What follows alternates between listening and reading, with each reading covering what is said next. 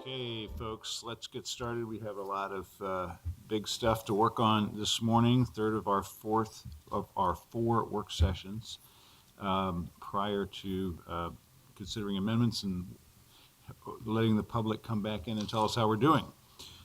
So we're here today to focus on several topics, non-conforming commercial uses, map recommendations, and transportation issues. So I think I got that right. Are we still doing those three? Okay. So with that, I will turn it over to Susan, Joe, and Deborah to take us forward through those issues. Okay, just a quick introduction. Susan Anderson, Director of the Bureau of Planning and Sustainability. As the mayor said, this is Deborah Stein and Joe Zender. Also here in a joint presentation is Director Leah Treat from the Transportation Department, her staff, and coming along soon will be both Planning and Sustainability Commission members Chris Smith and Gary Oxman, who wanted to join the conversation on transportation. As the mayor mentioned, we're doing these work sessions, so it gives you another opportunity to focus on issues that were core to all of the testimony that happened over the past few months and any other policy or map issues that you still want to discuss.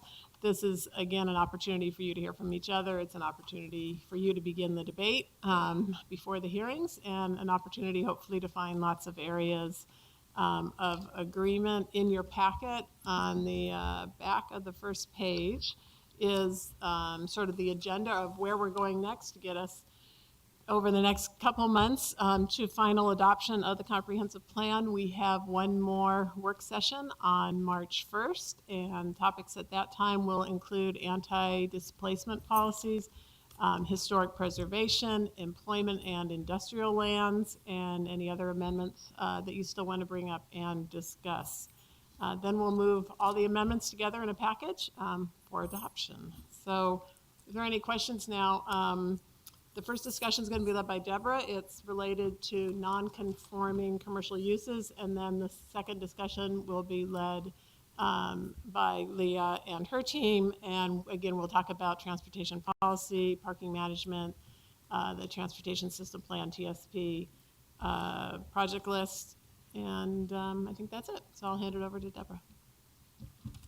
Good morning. So I'm going to be talking about non-conforming commercial uses. And the reason we've elevated this particular topic for a work session is both because we have a number of map changes sprinkled up throughout the city that fit in this category, but we've also heard a lot of testimony. You've heard a lot of testimony, as did the Planning and Sustainability Commission. So we wanted to raise this issue for a little discussion. It also has both big issues and individual property issues involved. So while we're talking about site-specific cases, we really want to tie this all together with some policy direction that leads us to come up with the recommendations that staff provided to PSC and PSC has endorsed. So I'm going to just quickly start with a definition of a non-conforming use, and that is a use that was allowed by right when it was established, or that it or a use that obtained a required land use approval when established, but subsequently, due to some change in zoning, it was rendered prohibited in that zone. So we have a number of these non-commercially built as houses, but have had legal businesses operating. Some are isolated commercial uses within a residential neighborhood, others are in a commercial node. So a number of uses throughout the city. The situations vary quite a bit. Some of these are in storefronts, some are in structures that were characteristics that are common to these uses.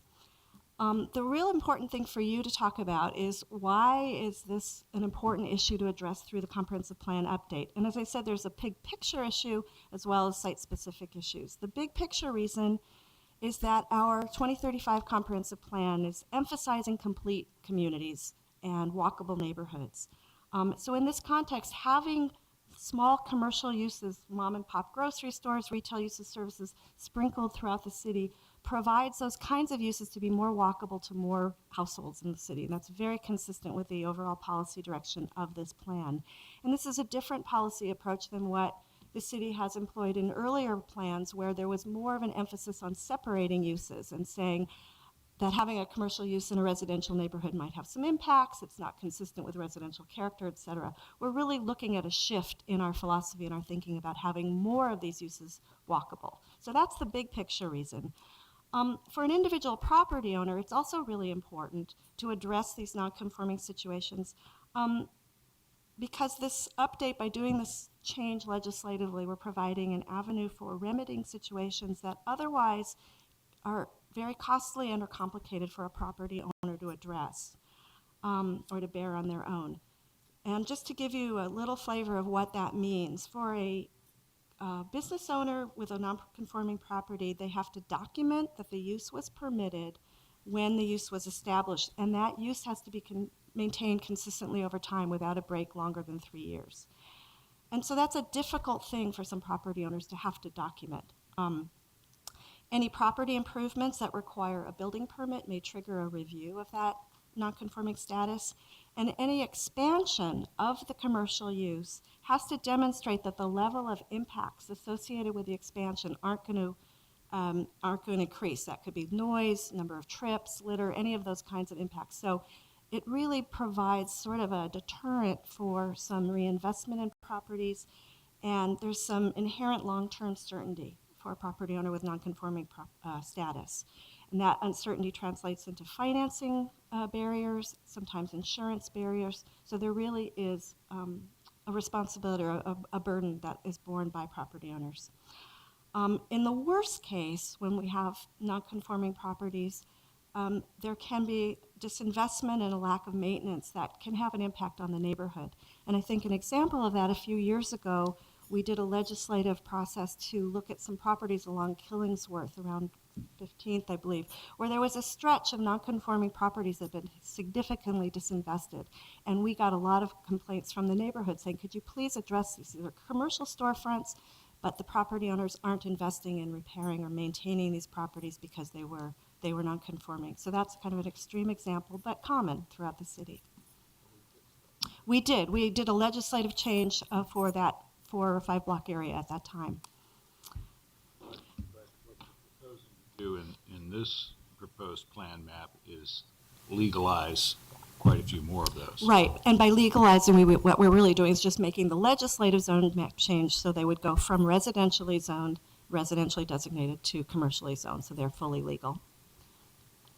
Now, to come up with the original proposal, staff combed through records from Bureau of Development Services. We did a lot of field work. We responded to a lot of requests from property owners.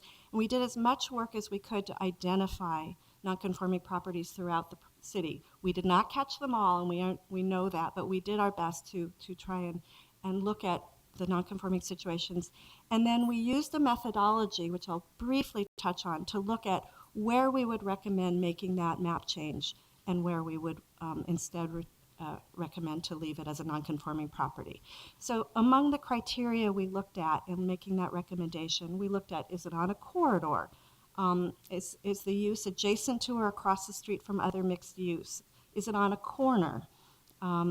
Is the non-conforming use within a quarter mile of a bikeway or frequent transit service? Was it constructed as a storefront or was it constructed originally as a house? Does the use fill a gap in neighborhood retail services? And we also looked at, is the structure historic, or does it provide some of the character of the neighborhood, some of the historic fabric or the neighborhood fabric? And if yes, we tried to evaluate whether preservation of the structure is more likely to be viable if the property is designated as commercial mixed use, or is it more likely to be preserved if it retains its residential designation? And some of those cases were important to look at because there was a lot of concern from neighborhoods about preserving the actual structure. I'm going to touch on some examples to illustrate how these criteria were considered in just a minute. As I mentioned earlier, we received, and you have received, a lot of testimony about these uses, these properties. And so I wanted to just briefly summarize the characteristics of some of the testimony, both in favor of changing the properties from residential to commercial and some of the opposing testimony. In support of changing these properties from residential to commercial mixed use, We did receive a number of requests by affected property owners to fix their situations. And as I said, that these are property owners who've expressed concerns about the access to financing, so if they wanted to do maintenance and improvements. In some cases, they have trouble filling the vacant spaces and because of some of the constraints on financing and so forth. So they've made requests about their specific properties to change them. We've heard endorsement from many neighbors and advocates for complete communities saying, please, let's have more opportunities to be able to walk to these retail shops and services in neighborhoods. And so having these properties change from residential to commercial was a good thing. And we also heard advocacy from the Bureau of Development Services because they are on the front lines talking to property owners who come in for a building permit without understanding the situation that they may have with a nonconforming property. And so as staff deals with those situations day to day, they said it would be really helpful to remedy some of these situations by making this legislative change. Now, the opposing testimony includes concerns from neighbors about the compatibility of commercial uses. Nonconforming status provides some leverage for neighborhoods. When a property has that nonconforming status, there are some limits on hours of operation, for example, that the neighbors want to hold on to. And this was a very compelling point to staff when we understood that this was something people were concerned about. So what we're actually doing is proposing through the Mixed Use Zones Project a change in the zoning code so that if you have an isolated commercial use that's surrounded by residential properties, we would impose the same limits on hours of operation that we would if it were a property with nonconforming status. So that, we believe, is a way to be very responsive to those concerns from neighbors. And these are cases, again, where you have a commercial use that's completely surrounded by residents. And so if it's a restaurant, let's say, there would be a new restriction on the hours of operation for that. And will that apply to all such properties or just the new the ones that we're switching? It would be for any isolated commercial surrounded by neighborhood. So even if it's already existing, that would be part of the new zoning code. So that might actually change the hours of some businesses that are currently able to operate into the weird hours of the morning and won't be able to. I'm going to turn to staff. Is that?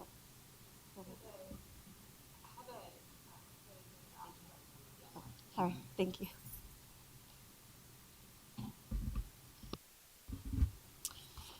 My name is Marty Stockton. I'm a city planner and I'm the Southeast District Liaison.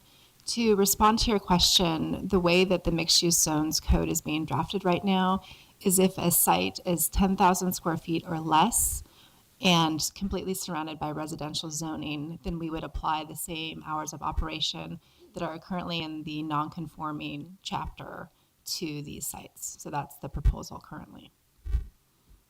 And would there be a variance procedure so that somebody could go in and say, actually, I do such and that's not bothering anybody, so I want to be able to continue to do it?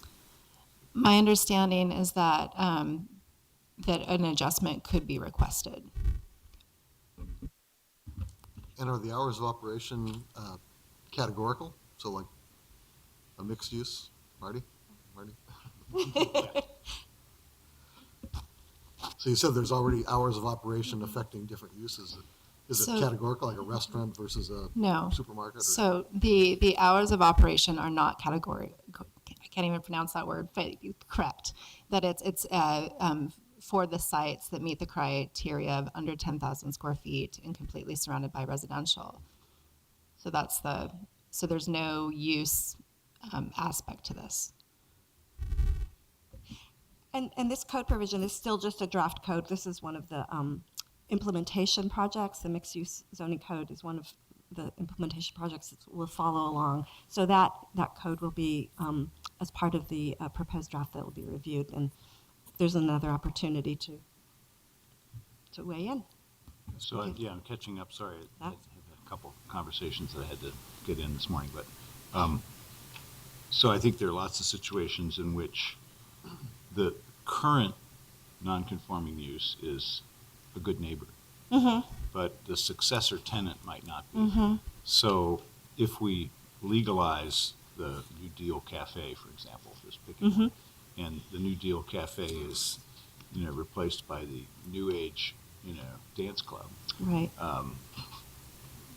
Well, and I was just about to touch on that. That's All right, definitely please. one of the concerns we have heard is that there are fears about a future use. And there is no guarantee that, a beloved commercial establishment may not be replaced in the future by something less beloved. So, so that is one of the things that I would encourage you to consider in looking at some of these changes, and that did come up in some of the Planning and Sustainability Commission's testimony as well. One additional issue that we've heard concerns about if we were to change the zoning of these properties is that the existing structure itself, which may have been built as a house and again, I'm going to show the New Deal Cafe as one of the examples, one-story property, it could be redeveloped in the future. Once it has the commercial mixed-use zoning, it could be developed to the allowance of that zone, which could be a larger scale than what the current structure is. So we've certainly heard some concerns about some of these examples because of that worry that the property may be redeveloped to a larger building. And what options do we have with respect to drawing any parameters around that? Is it we're rolling the dice and saying you've got mixed use dispersed and you're working off the list just like any other property owner, or is there any middle ground between you're a non-conforming use and we're going to watch you like a hawk, or congratulations, you've got mixed use zoning, we hope you do the right thing? Yeah. I mean, the first option is what zone is applied. So mixed-use dispersed would be the lowest scale, the smallest scale, and for the most part, that is what is being proposed for these properties. But the way the proposal currently sits, that would be the zone that's applied, and there wouldn't be an additional layer of constraints on that property. So that is a shift to something that allows more than what's built today in many of these cases. Potentially the details of the mixed-use dispersed, which is a new zone, could be different from other mixed-use zones, that it was smaller in scale, less building coverage, whatever, right? That's an opportunity to look at that. It's not what's currently in the proposal. Mixed-use dispersed is the smallest scale, but that is still a code ready for public discussion and your discussion, so sure. I think there were also comments on the other side saying that there was a small structure that maybe wasn't surrounded completely, but was on a corner or something, and if it had that people actually would want a larger structure there in the future. And so we don't want to regulate this to the point that those that want to grow a little bit aren't allowed to grow too. So there's some weighing there. Can't we just establish criteria for belovedness and establish a belovedness review committee? I want to keep brainstorming about particulars here, because I think depending on how we do this, it might work really well or not. And we've had experience in the past with applying a general designation and not liking the result. So what percentage of these are food related? Oh, gosh. I bet Don't know. 80% of them are food related. Yeah, it might be a store, a grocery store, or a restaurant. So what do we want people really to walk to? Well, the thing we most want them to walk to is restaurants and grocery stores, right? A beauty supply house, well, that's nice, but odds are most of their customers are going to arrive by car because their market area is much larger. If it was a model airplane store, odds are all of their customers are going to arrive by car because there's a very small group of people in the whole metro area that fly model airplane. I'm being playful here, but the point is, food-related businesses. We had one in our neighborhood until the landlord did a foolish thing, raised the rent, and they left. So it's been vacant 3 years. So I think they're probably losing their non-conforming status. I don't know, but anyway, the point was it was a beloved. It passed the belovedness test, and it was food because people walked to it because it was food. So maybe we could get creative and have an overlay that said these are food related.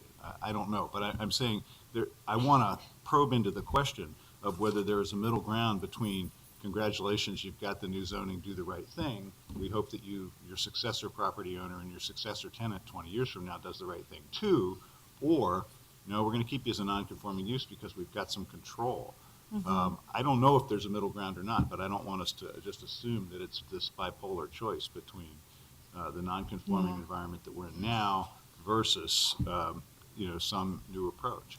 And again, I'm being only a little playful about the food issue. It might be that would work, because it might be that the most beloved of these are things like the co-op or the restaurant in Lad's Addition or.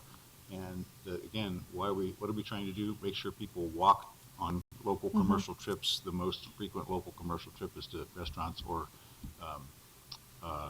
grocery stores. One final editorial point here. We try to plan, and we do a pretty good job, and every now and then just dumb luck intervenes. And we have 200-foot blocks. We zoned a lot of our neighborhood boulevards like Belmont with storefront commercial zoning, and we created a whole new neighborhood called the Pearl District, where those 200-foot blocks grew mixed-use buildings and where we required 50% of the ground floor to be storefront retail. And therefore, we, in effect, created a whole bunch of 10,000 square foot commercial spaces with an uncertain market. And we didn't require parking. And therefore, a whole industry. Oh, and meanwhile, we've been fairly liberal about food carts.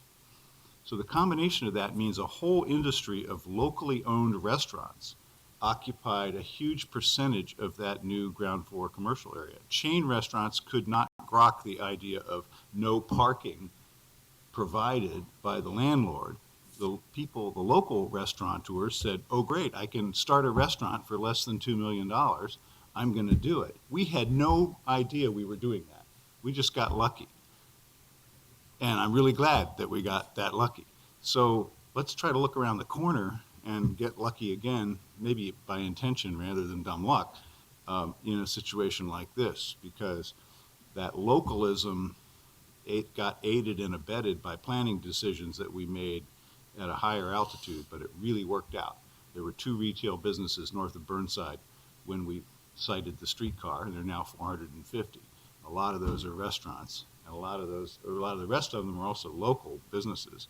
And it wouldn't have happened if we hadn't created a planning framework that biased things towards local. So maybe in this case, we can bias things towards, if not just food, at least not obnoxious commercial establishments that are salted into neighborhoods.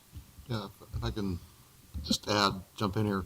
I question why we even have a 3-year period that you would lose your status. I mean, where did that come from? And if we want to preserve good commercial sites to be whatever, stores and food stores, so I just raised that question. Why do we even have that 3-year lapse? And then, I think this is related to what the mayor's saying, but we have a lot, we have a food desert in certain parts of our city, and we have a lot of tired old commercial properties, Gateway, Lentz, areas that could really use and are getting gradually, slowly poised for significant redevelopment. So I want to make sure we're doing something that's going to speak to that. It's going to encourage those properties to be, those tired old properties to be redeveloped into something that will be of value, and hopefully, the Green Zebras and New Seasons and Fred Meyers of the world. So,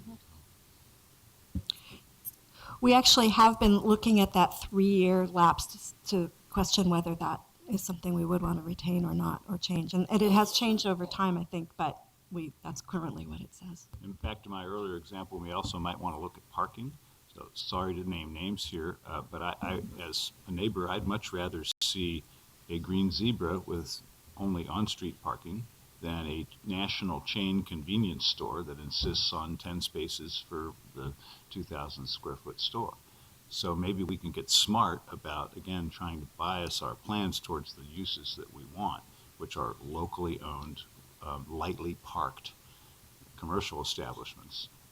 I don't have a dog in this fight, but I just want to say that as long as the supercuts that we walk to in my neighborhood, which is not beloved, and I have to drag my son there, as long as that is not, By him. as long as we're not discouraging its continued operation, that's the only, I just want to put that on the record.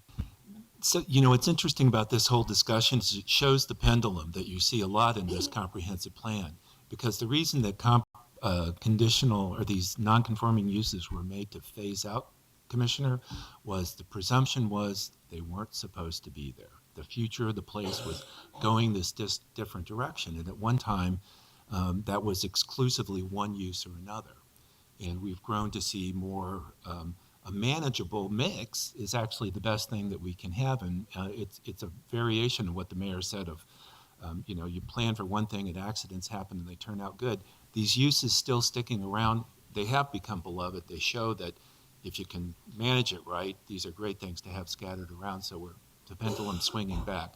We need to look at the data to see how, if we want to, figure out there's a limited type of use or something in these, let's see what the pattern of those uses are. And there's a lot of code complications with doing that, of course, but we can bring that back.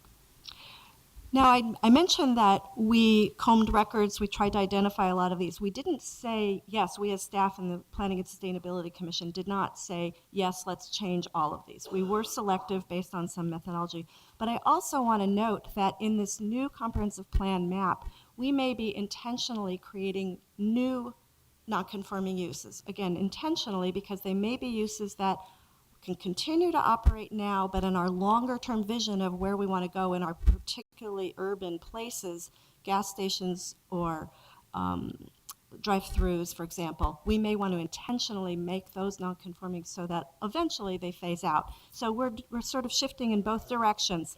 Pardon me? I do know how you feel about that. And so I just want to be clear, we're not erasing every non-conforming use. We may be remedying some that exist today where we think these uses actually are appropriate in a residential neighborhood, but at the same time, we may be creating new ones deliberately, and so I want to be clear about that. I was going to show you a few examples, if that's helpful, just to talk through some of the things you've already, and I have some slides, so they're in your packet, and the audience. So this first is the New Deal Cafe, which the mayor mentioned. This is at Northeast 53rd and Halsey. It is a, one-story restaurant located on a corner. We recommended redesignating this to commercial. It's located on a corner. It's at the intersection of a bikeway, which is on Northeast 53rd, and a transit line, the number 77, and it's 4 blocks from another transit line. So very accessible as well as walkable. It was originally constructed as a commercial building, so it was intended to be a commercial use from the start. And it does fill a gap in the neighborhood serving retail. And the map shows that it's surrounded by a residential neighborhood. The little pink rectangle is the restaurant. The next example, which you heard a lot of testimony about, is the People's Food Co-op. Food co-op, and this is in the Husford Abernathy neighborhood. Within a quarter mile of a frequent transit line, located on a bikeway, is located on a corner, constructed as a commercial building, and it fills a gap in neighborhood serving retail. We did hear opposition to this from the Hand neighborhood. I think the largest concern I recall hearing, though, was about the hours of operation. And so if this code change that I mentioned earlier is adopted as part of the mixed-use zone, that may help to address some of the concerns. What would the hours of operation be confined to under the new code? Sorry, I don't know the specific.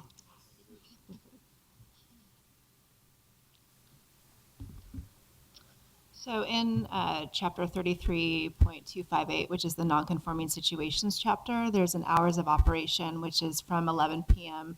to, I believe it's 7 a.m. I'd have to double check the morning hour, but the evening hour is 11 p.m. Yes, yeah.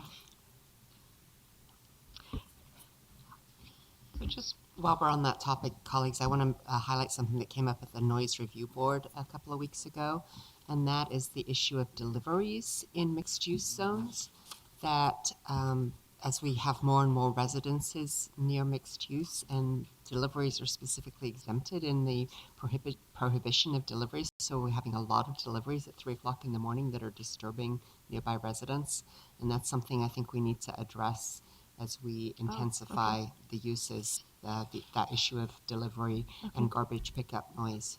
Okay, that's helpful comment. Yeah, dumpsters being Yeah, dumped at 5 a.m. thank you, that's helpful. The next example I want to show you is in the Buckman neighborhood, corner of Southeast 14th and Stark. Quite a bit of testimony about this and just quite a bit of discussion at the Planning and Sustainability Commission. This is, again, within a quarter mile of a frequent transit service, located on a corner. It's across the street from mixed-use properties to the east and 2 blocks from the central city boundary. So it's a close-in property, constructed as a commercial building. And in this case, I think the building is beloved. It's constructed in a way that gives some character to the neighborhood, and the neighborhood fabric. I think in this case, the concerns we heard in opposition of changing the designation here was concerns that this beautiful old building might be redeveloped to something larger. What we have found since having the discussion about this property, there are the property owner, it just changed hands. The property owner is in for building permits to do seismic upgrades. So it appears that the economics of actually redeveloping this building as a commercial use, retaining the existing building is economical, and I think that is reassuring to know in some cases the economics are such that retaining the building is more viable than redeveloping. So But is what's being proposed must be It- legal under R1, right? Because it's R1 now? So I it's a think- conditional use, non-conforming, it's it's, a non-conforming right, use. it is not conforming. Mhm. So the designation that you proposed, well, may be moot if they're going ahead with non-conforming use permit application now, but. That's true, but for the Why- future, how about if you just stay up here? Need help with the code questions here. So this building has non-conforming status for the ground floor, and it has been used for kind of a mix of artist space. There was a small theater that was working out of the building. But the basement, which is actually a very, very large basement, does not have legal status. And so if this property continues as a non-conforming use and there isn't a map change, then the basement cannot be used other than storage. So that's kind of the issue right now with this particular property. Status, what kind of things could happen in the basement? Because it's obviously not going to be housing, so would it be a nightclub? Would it be what? The basement is a pretty phenomenal space. So the types of uses that you can imagine that would be used in a basement could occur there. Wait a second. Yeah. But this is, My basement's mostly about storage, so I have a hard time imagining it. this is in a really hot area, right? I mean, Revolution Hall's Revolution across Hall's the street, right across the and there's a lot of other activity Yeah. in this area, so. Okay. But obviously, the mixed-use urban center designation would allow all those kinds of things, yeah. And I just want to clarify that with this particular property, and just really listening and responding to the concerns of the adjacent property owners, while this property we would designate as a mixed-use urban center designation on the comprehensive plan, we can't,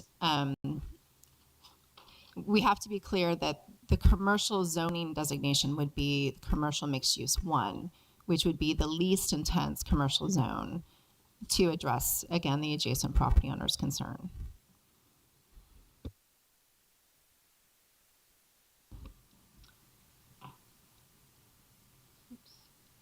So I have another slide which is not showing up there, but it's the Lentz Market. And this is east of 205. This change was supported quite a bit by the community. Fills a commercial gap, certainly, in this area, constructed as a commercial building, and it's located within a quarter mile of a Green Line Max stop.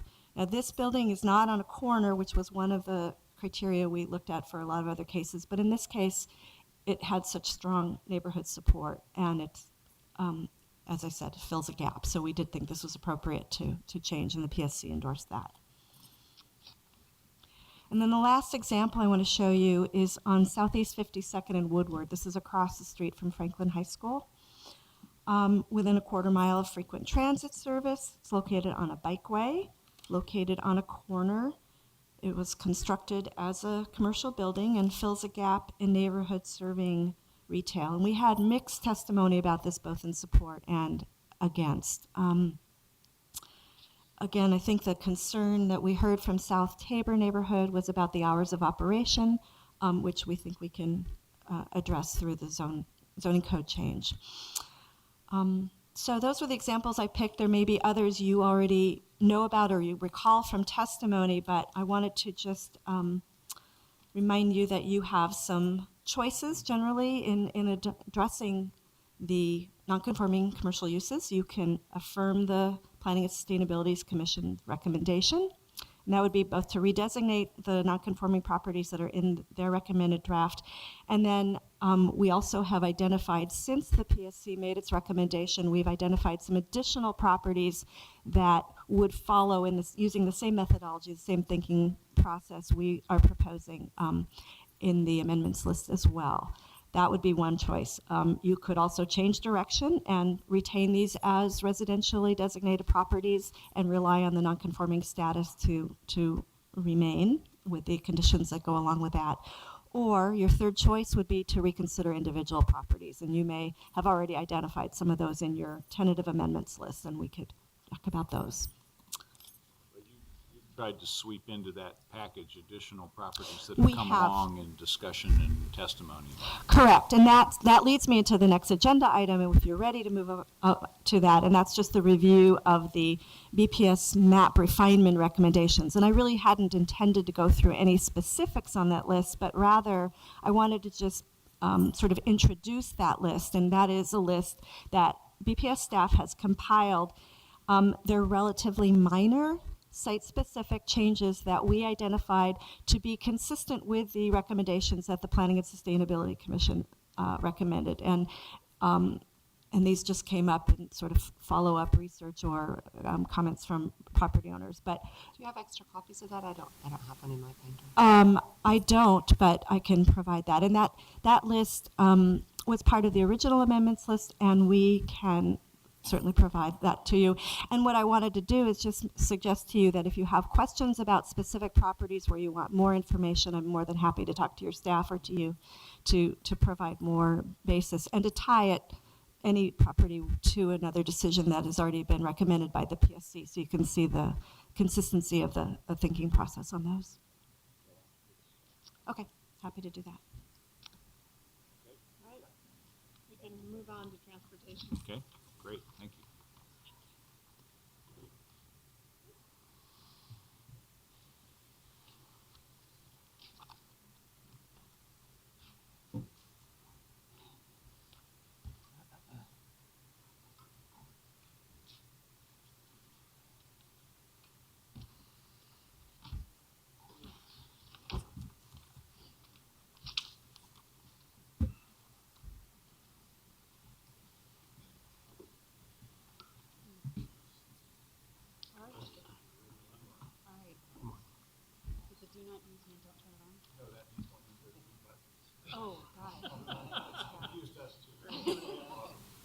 All right, great. Well, thank you. My name is Leah Treat, Director of Portland Bureau of Transportation.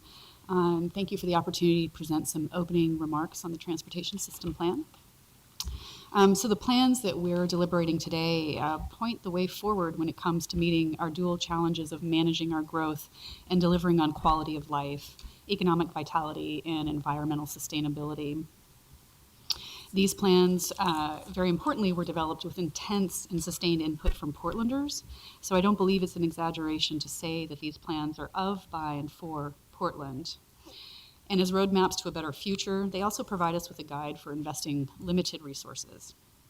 And from the standpoint of transportation, the need for targeted investments is very clear. So you all are very well aware of the condition of our streets in this city. Half of them are in poor or very poor condition. We also have 300 miles of missing sidewalks in the city.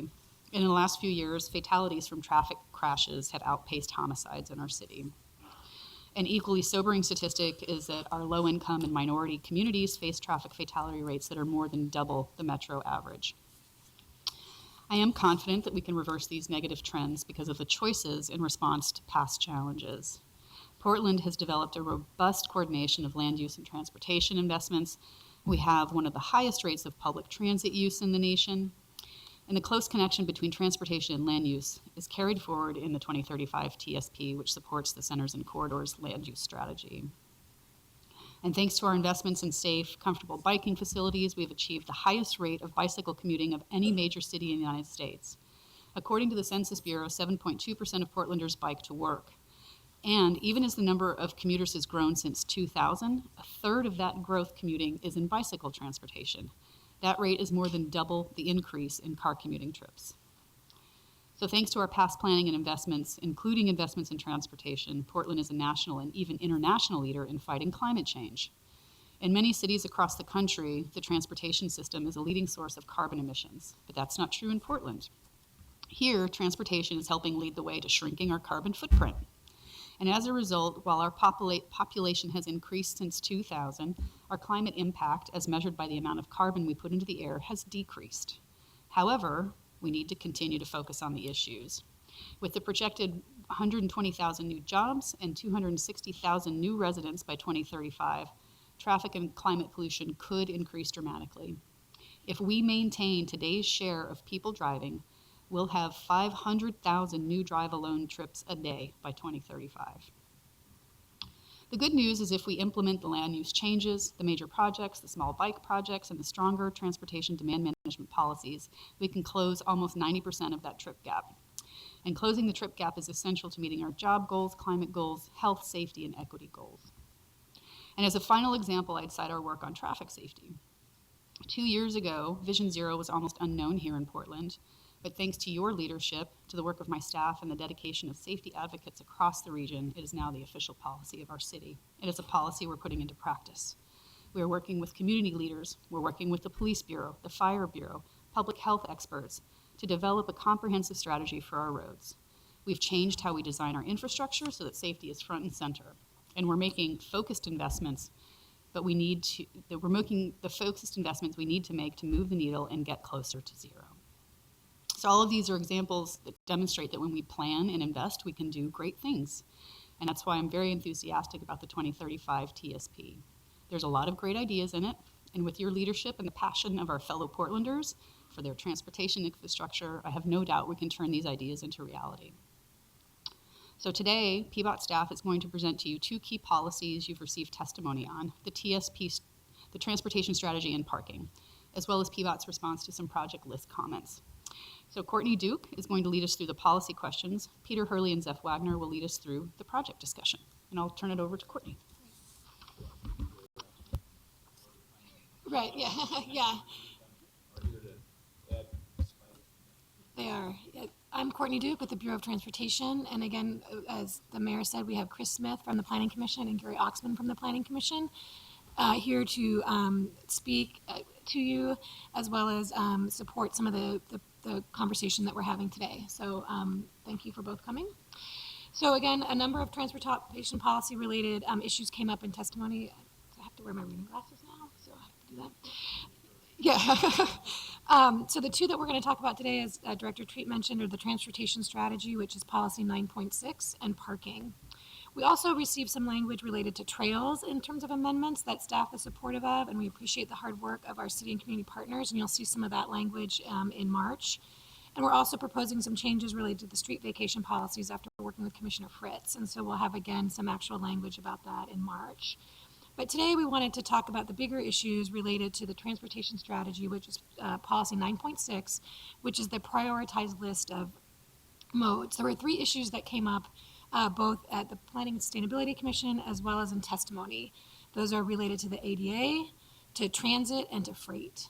So I thought I would talk about each one of those and then have both Commissioner Oxman and Commissioner Smith speak to those and sort of give you the process of what we've done. So in terms of ADA, Commissioner Oxman was very helpful in our work at the last hearing of the Planning and Sustainability Commission about making some changes to the strategy related to ADA and vulnerable users. Staff had some concerns about that related to sort of mixing modes because a ADA isn't really a mode the way that biking and walking is. But we knew that there were some concerns and needs to have ADA and vulnerable users more highlighted in the comp plan and the transportation system plan. We also heard that from our technical expert group. So we made changes at the last hearing, working with Commissioner Oxman and the team. But since then, Roger Geller, our bicycle coordinator, who's here if we have questions, and I have been working with Gary directly in the last few days and last couple of weeks to make some changes to that language. I have a copy of that if we want to pass it out.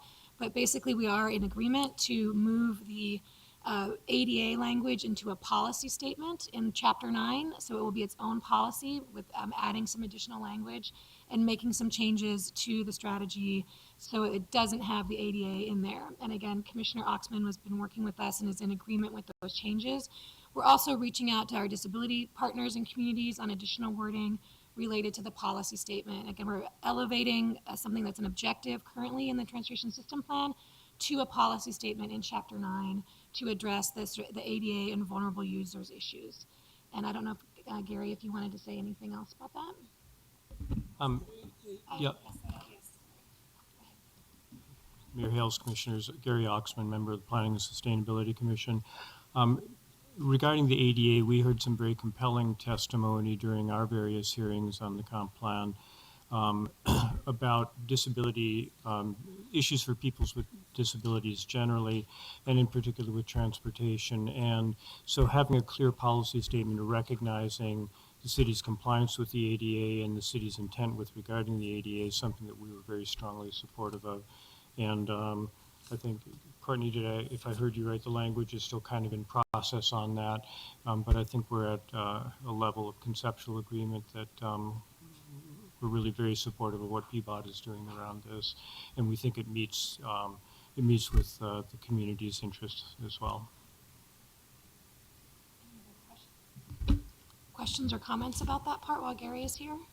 Yeah, I'm not sure if it relates to what we're talking about here or what we just talked about, but, you know, I've heard some intriguing thoughts as it relates to ADA, people with disabilities, and the need for continuing drive-through options for food, drugs, coffee. You know, it's not just people with disabilities, it's also older people. That drive-throughs provide a more convenient way of getting things done without having to get out of your car and park and all that. So I'm just curious. I know it's very antithetical to our fiber as a being, as a city, but nevertheless, I thought it was a pretty compelling point. Is that something that was talked about at all? Or is that too out in left field? It didn't come up in our conversation. That doesn't mean it's not something we can think about in terms of how we address ADA or address those conveniences. But I think in the policy that we're looking at is more it relates to how we design the system and provide the system. Where we designate for drive-throughs and where we don't. I mean, I think there is some middle ground on this issue. As you know, Dan, I'm kind of an extremist on the other viewpoint. Yes. So there are two ways for an older person or someone who with a disability to be inconvenienced by this issue. One is to not be able to find a drive-through, and the other is to get run over by somebody using a drive-through because you're going down the sidewalk with your walker. So it's not a, you know, it's not a clear call about which makes for a better urban environment. But universally, I think we might again distinguish between mixed-use environments and lower-density environments. So you mentioned you were doing some outreach to the Portland Disability Commission, I assume. You know, I guess I'd be interested in getting their input on that topic. Great. Just between the two polar opposites here on drive-throughs, the one thing I'd like to learn more about is there are drive-throughs and there are drive-throughs. So, for example, what Fred Meyer now offers, where there's a zone in the middle of their existing parking where you can pick up groceries that you've ordered, that is qualitatively different than what the mayor is talking about, where you dodge cars coming out of a Starbucks along MLK.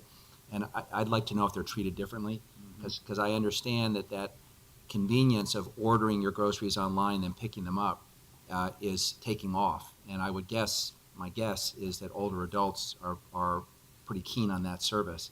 And that seems to me, that is technically considered a drive-through area, but I think it's different from from the issue the mayor has raised. So I'd like to know if our policy is flexible in that regard.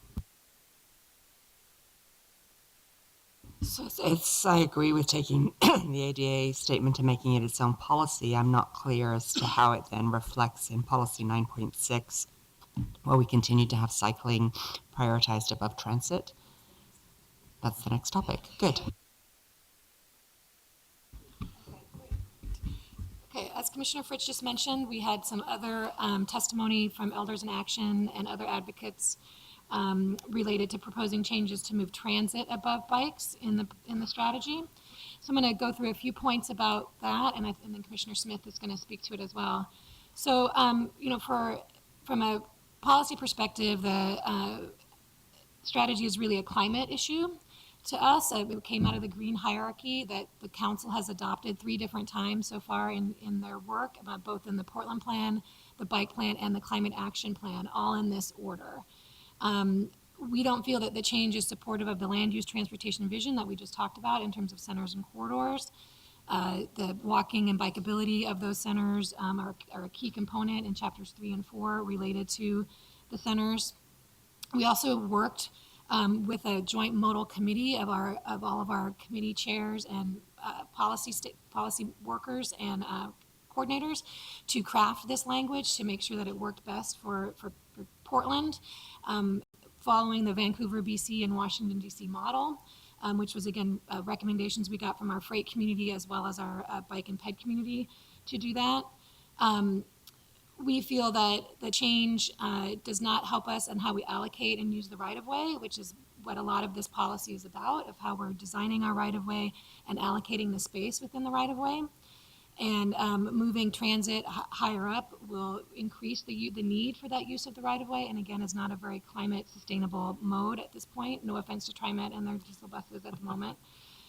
We also feel that in terms of our safety and Vision Zero goals, that if we make the system as safe and possible for bicycles and pedestrians, which are therefore safe for all users and safe access to transit, that actually possibly more people will use transit because they have better access to that and feel safe doing so. And then also some fundamental changes that could impact both the comp plan and the transportation system plan is we have some fundamental policies related to transit for trips of more than 3 miles, bicycle trips for 3 miles or less, or walking for 1 mile or less. Changing this priority in this policy could impact those policies as well. So I think that's, and we just a couple other things. We've reached out with TriMet. TriMet was on our technical advisory group. They are supportive of the existing change. And we've been reaching out to AARP and Elders in Action through the Age-Friendly Council. And we spoke with them yesterday, and they are understanding what the strategy is about, and that there's other places that they can advocate for transit and increase transit service outside of this policy and outside of the comp plan. So we'll be continuing to work with them over the next couple of weeks before you have actual policy language. Colleagues, I'd like to jump in and underscore and add to a bit what Courtney just said, because I think this is critically important. I think it's really important that we maintain the existing order of the modes, as Courtney said, as a safety matter. By designing streets that are safe to walk and bike, our streets will be better for everyone. Transit riders or pedestrians or bicyclists, when they're getting to transit, walking and biking make the lightest contribution to climate change. And it's important to note that the comprehensive plan does emphasize transit. There's many policies intended to support transit and access to transit. Policy 924 says transit service in partnership with TriMet develop a public transportation system that conveniently, safely, comfortably, and equitably serves workers and residents 24 hours a day, 7 days a week. Policy 925 is transit equity in partnership with TriMet, maintain and expand high-quality, frequent transit service to all town centers, civic corridors, neighborhood corridors, et cetera. Policy 926 also addresses transit service to centers and corridors. And both the comp plan and the TSP assume significant new transit infrastructure and service.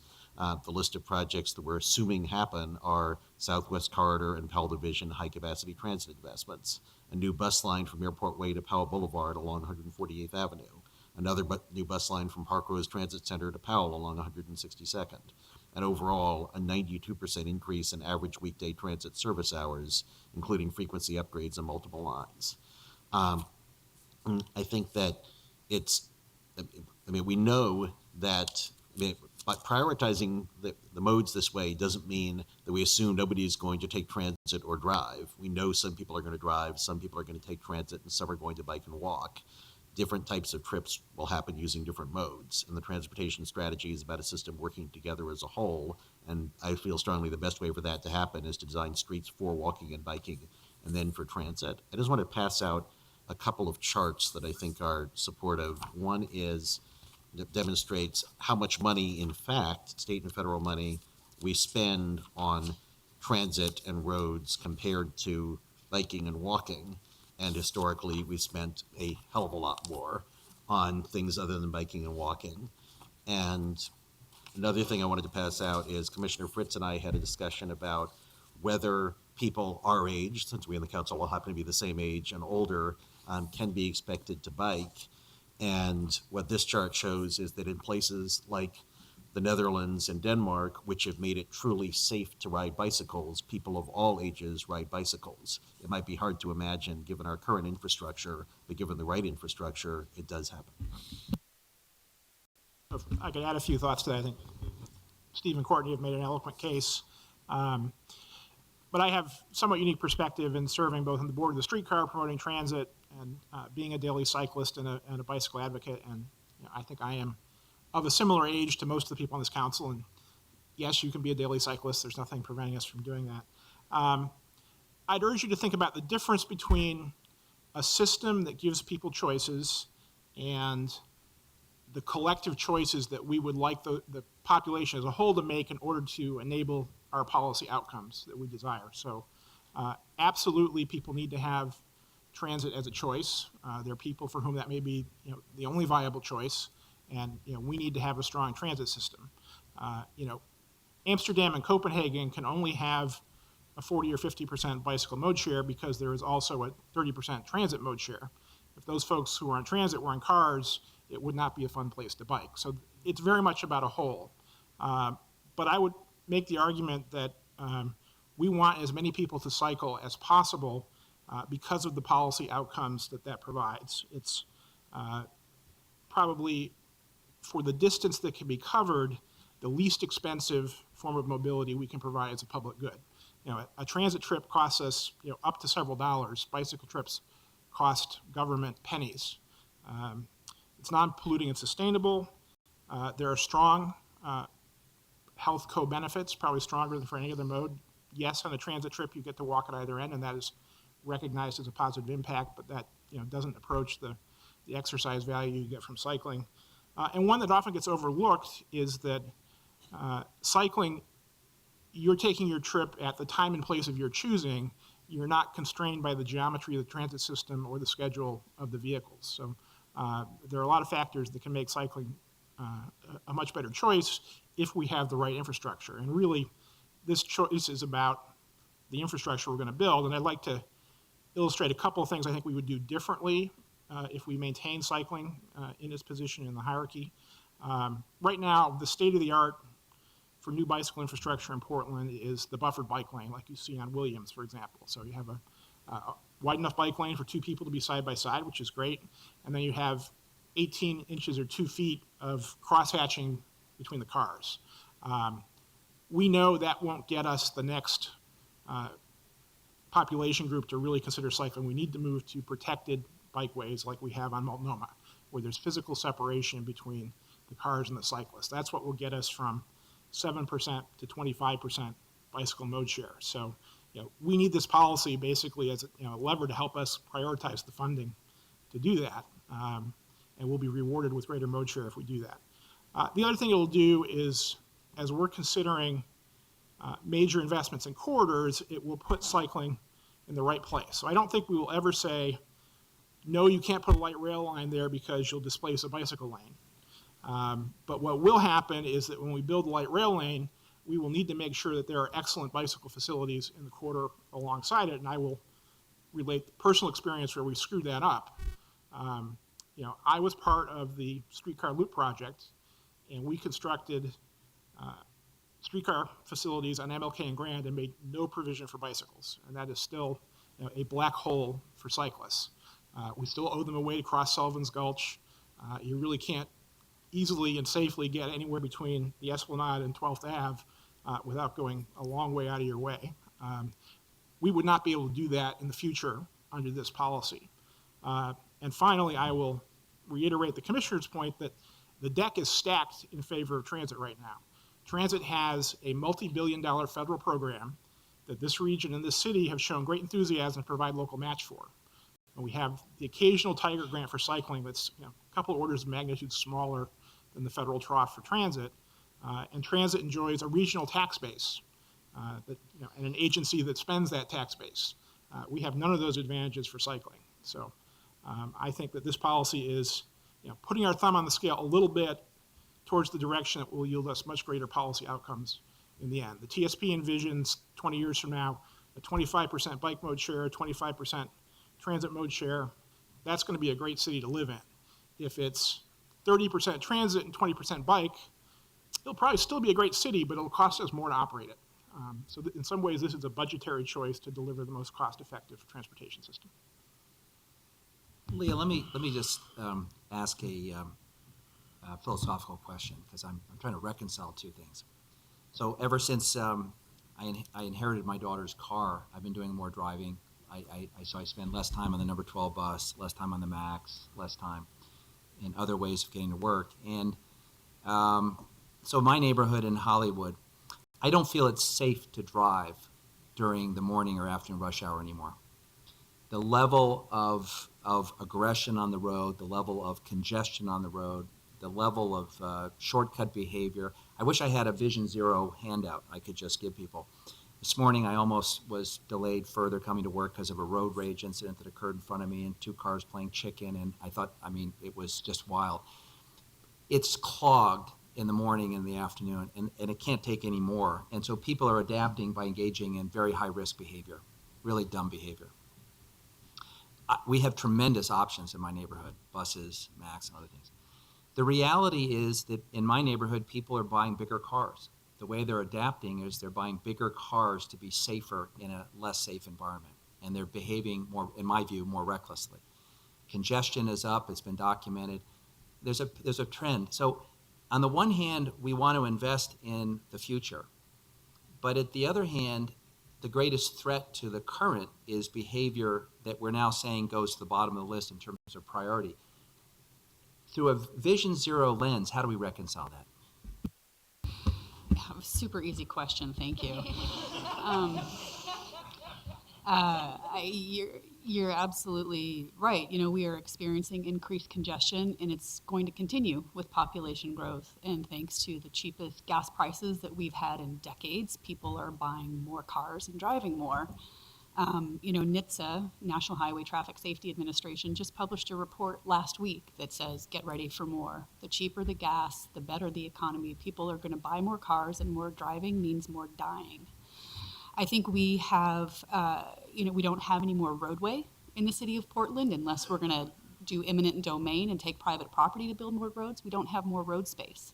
So we need to look at how we allocate that road space among all the various users. And the data time and time again shows us that if you build and design a road for the pedestrian first and then the cyclist, you capture the most safety for all users. I think we have fantastic opportunities in transportation demand management, where we need to be doing a lot of outreach to Portlanders, to new developments, to people who are living here about behavior change and the consequences of aggressive driving, of congestion. And the truth of the matter is more crashes lead to greater congestion. If people would slow down and take their time, congestion would actually ease up and throughput would be a lot more fluid. And just for my benefit, and I get intuitively what you just said, but if you design the infrastructure for the pedestrian, and I also don't like playing dodgeball as a pedestrian, so that's good, and for the cyclist, and I support what Chris was alluding to about a physical barrier, because in many of the streets in my area, it's just not working. The accommodation is that the bicyclist gets the short end of the stick, given the way people are driving. So I get that. And then, so how does that change the behavior of the automobile when you follow that vision? So I don't know that we're going to change the behavior of the automobile. What we're going to do is physically protect the more vulnerable users from them. So a sidewalk with a raised curb provides a physical barrier from the car. And then if you put a bike lane next to that pedestrian that gives a further protection from that car, and you physically protect the bike lane, you have multiple layers of physical infrastructure separating our vulnerable users from cars. Let me provide another policy frame to look at that question. And the way I tend to look at it is, as we add population and economic activity, how are we going to accommodate the trips that come out of that, right? Because both the Central City Plan and our TSP citywide basically say 20 years from now, we're going to have about the same amount of driving, and the new trips have to go to other modes. Because as Leah said, we're out of right-of-way. We can use ITS and some other things to use the current right-of-way a little bit more efficiently, but fundamentally, we're not going to make a lot more lane miles in Portland. So we basically have to attract people to the other modes in order to preserve the limited auto capacity that we have. And that's why it's important to make it more attractive to walk, more attractive to bike, more attractive to take transit. Because if you're frustrated that there are too many cars on the road, either you need to get out and take another mode, or you need to pay for making the other modes attractive enough that the person in front of you will get out of their car and get on the other mode. And, The buses, though, everybody can use the bus. Not everybody can cycle, and especially in Portland, which is not flat like Copenhagen or Amsterdam. And our transit system is not good. So I'm really concerned about the prioritization, just given that fact. And there's not enough in the policy language to strengthen the transit use. So if we keep this prioritization at a very minimum, I want to add something on pedestrian amenities, which I've already provided language for. I think we need to strengthen that transit equity policy and say that we need to consider funding strategies that improve access and equity in transit services, such as raising metro-wide funding to improve service and decrease or eliminate user fees and fares, things like that. It's not robust enough on the transit aspect, which everybody can use. Commissioner Smith raised the issue of Williams. Great example, because I used Williams for the first time since the lane reassignment to get to the Portland Comprehensive Plan hearing at SEI. I will never drive on Williams at rush hour again. It is dark. It was dark. It was raining. I had to make a left turn to get to SEI. Whenever I mention it to anybody else, we're all going to be using the side streets to get north instead of using Williams if we have to drive. There are places and times when people cannot or will not cycle. When I got off work at OHSU at 11:30 at night on a weekend or any other night, I was not going to get on a bike and drive and ride 7 miles uphill to get home. I would probably never have gotten home, and there was no transit. So of course I drove. And unless we improve the transit system, people are going to continue to drive. And so that's the concern I have. And when you're looking at the funding strategies, all of that funding, federal funding, is for downtown. It's not for getting people from residential neighborhoods in outer city either to work in other parts of the city or to work elsewhere at times other than rush hour downtown. I've been pleasantly surprised since I've worked in City Hall how great it is getting in and out from my neighborhood 7 miles away to Portland to downtown, as long as I do it at rush hour in the morning and get out on time. The last bus to my neighborhood stops at 9 o'clock at night. So if I'm at a late meeting, I'm walking at least a mile to get home. So, Commissioner, you'll get no argument from me that we need to improve the transit system. I absolutely agree. I would differ a little bit. You said that everyone can take transit. That's not true. There are categories of users that can't use the regular scheduled transit service, and that's why we have paratransit. And I would, by analogy, say that TriMet then equally has programs to teach people who use paratransit skills to use the regular transit system because it reduces their costs. If they can move people from paratransit to a scheduled bus, costs go down, they can provide more service. I think I'm making the same argument with transit and cycling. If we get everyone who can bike onto a bike because we've made it attractive, we're freeing up capacity in the transit system, but we need better transit than we have. Absolutely no argument. There are actually, there are 5 transit policies in the comp plan to 3 bicycle policies. So if you want to make that stronger, I have no objection, but nothing in the comp plan says we shouldn't make transit stronger. We absolutely should. And I mean, what we are trying to encourage people to do is walk for trips less than a mile, bike for trips less than 3 miles. And I think there's some behavioral research that suggests that people actually generally won't take transit for a 2-mile trip because walking to the bus stop and then, or they're less likely to, because walking to the bus stop and waiting for the bus and then getting out at the other end seems like a lot to do for a really short trip. People take transit for longer trips. They think actually often they do. But if they have the option of cycling, a 3-mile cycle trip isn't very long. And again, here's an example of how by focusing on the pedestrian environment, we're enhancing transit. I spent, as you know, much of the past, one of my highest priorities in the past 4 years has been to improve transit service on 122nd because that was an expressed community need. What TriMet told us would make it easier for them to do that was for us to make investments in biking and walking infrastructure along that corridor that made it easier for people to get to transit. And I think that's been a good division of labor. Well, and also wanted to mention that we're working closely with TriMet on their service enhancement planning process to increase service throughout the city. We've had staff at PBOT working with them on I think there's 4 sections that they're working on. Plus there's other places to get increased tram, and there's other funding sources, there's the work that Commissioner Novick did 122nd. So I feel as staff that there are other locations, both in the comp plan, in your processes as a commission, in our work with TriMet and our partnerships at Metro to increase the transit. We agree transit service could be better. This strategy isn't the location to do that. Yeah, if I can just add too, I think we're having a conversation at multiple levels. There's kind of the big policy level where we're talking about investment in various modes, and transit investment is critically important. And then I think also when we look at policy 9.6, there's also an implementation level to that. And really 9.6 is primarily around the implementation level, so that when future planners are making decisions about how do we use a given street, the hierarchy is clear. The ordered list provides guidance in terms of which modes we emphasize there. And I've been thinking about this issue a lot, and I'm also in the age cohort that's beginning to experience some changes in my ability to use the various modes.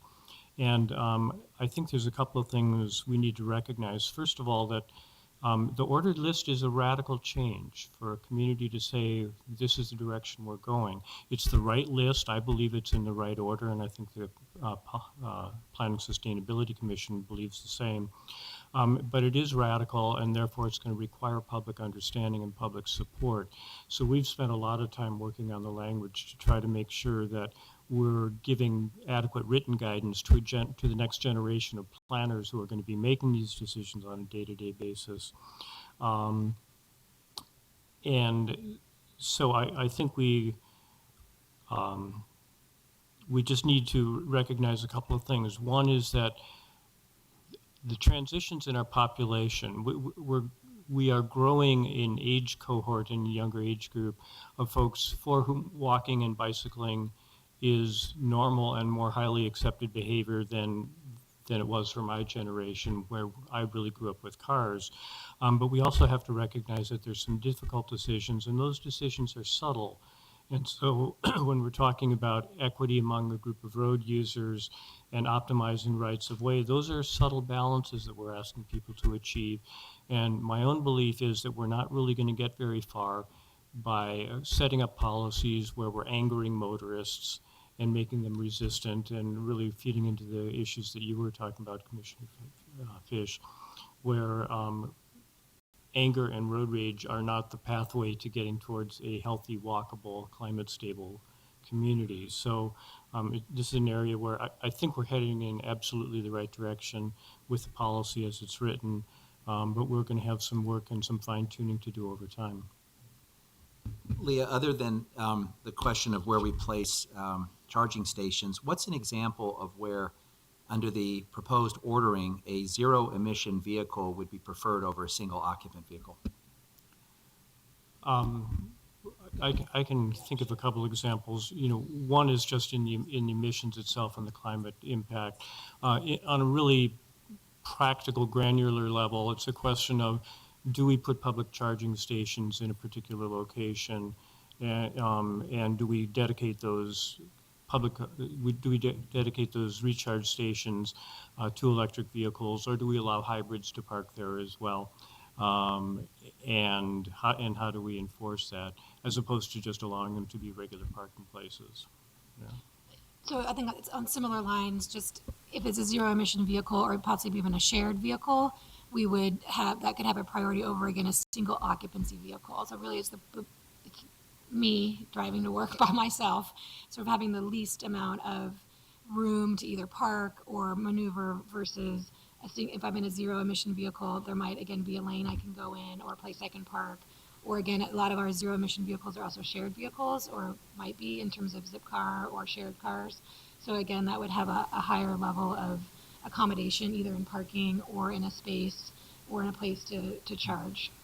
And just to warp your brains a little bit, it's pretty clear that during the period of this comp plan, autonomous vehicles will be a real thing. Those are likely to be, in many cases, zero emission vehicles. The vehicle doesn't require a driver. And it will be critically important to the success of our strategies here, whether those are single occupancy vehicles or shared vehicles. And I'm working to get some language in the TSP that will give us a bias towards shared vehicles. So lots of things to think about here. Go ahead. So the next comments that came up related to this strategy were from the freight community. Before we get to Okay, that, sure. I'm sorry. Sorry, I just that's okay. wanna- No, that's fine. Yeah, I just want to mention something in passing. I have, this is just a flag for the council. Language is still under development, but I've had some extensive conversations with both planning and PBOT about making sure that our street connectivity policy supports what we've just discussed.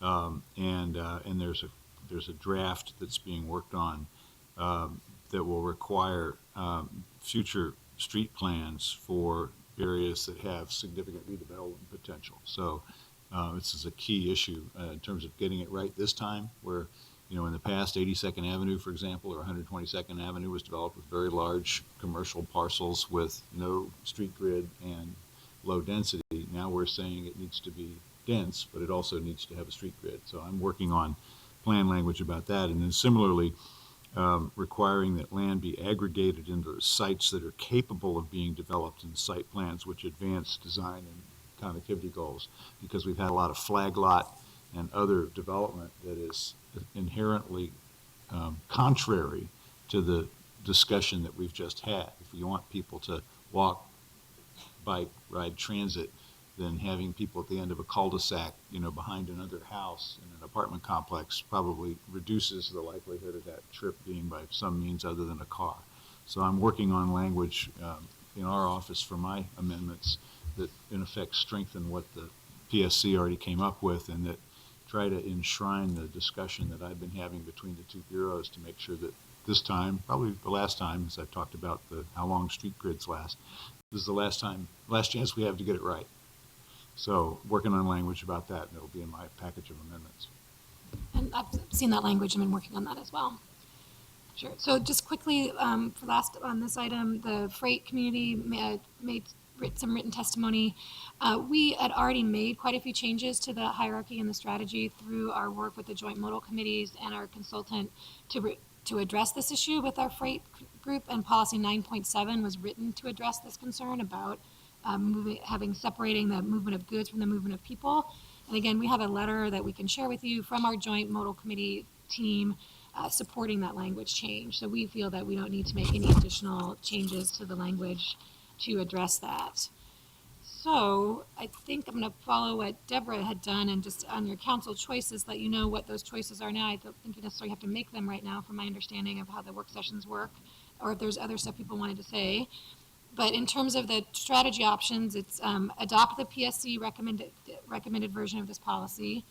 B, which is my recommendation, or our recommendation as staff and commissioners, is revised as recommended by PBOT staff, including upgrading ADA objective to policy. And again, this is the work that we did with Commissioner Oxman. Revised as recommended by Elders in Action and AARP, which is again moving the transit above. and then change how the policy applies in relation to freight in response to the freight committee. So those are the four options right now. Okay, so I'll move on to parking. Is that all right? Okay. So we also got, I gotta look at which notes I'm looking at. Okay, we heard verbal and written testimony related to concerns about about parking, especially as related to increased density, where you're looking at making changes to the comprehensive plan and to zoning to increase density in centers. I know I heard it from my neighbors in Multnomah Village. I think we also heard it from some folks in Outer East Portland. So what we wanted to just sort of highlight in your packet is the existing policy that was adopted by Planning and Sustainability Commission, which is a change of how we are looking at parking and parking management. A lot of the work that we're doing with the citywide parking strategy that I believe you've heard a work session on and briefings outlines a number of strategies and ideas for working on this parking management. The comprehensive plan policies do not prohibit off-street parking or it does work to limit the off-street parking, but doesn't mean prohibiting, and the changing of the policy could be building more parking. And as we just sort of talked about in terms of single occupancy vehicle, increased parking supply can mean an increase in single occupancy vehicles as well. And so that's a concern that we have back to our Vision Zero statements and some of the other things we've talked about. We feel that the parking toolkit that we are working on, and our staff is here if you have questions about that, along with the zoning code amendments that will be coming with the implementation of both the parking strategy as well as transportation demand management, will address these concerns.